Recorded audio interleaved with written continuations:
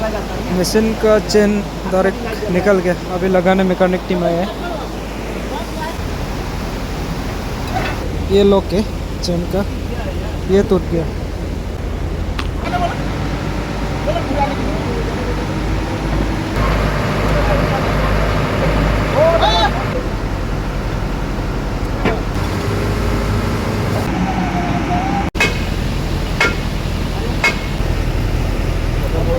उधर से लीवर लगाने से सेंटर आता है।